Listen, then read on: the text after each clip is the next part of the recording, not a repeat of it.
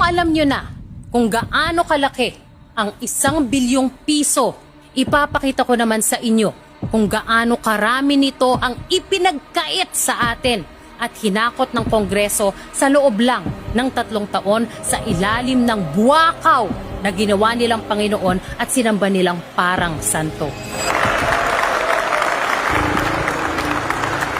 And when I'm done with this episode, kayong lahat na mga ipokrito dyan sa Kongreso, mga walang bayag, palaga ng mali at tumulong pagtakpan ang mga kalokohan dyan dahil nakinabang kayo. Kayong lahat na mga tunay na traidor sa Pilipino na nagbigay ng boses sa duwag humarap sa mga taong ginawa niya ng kamalian.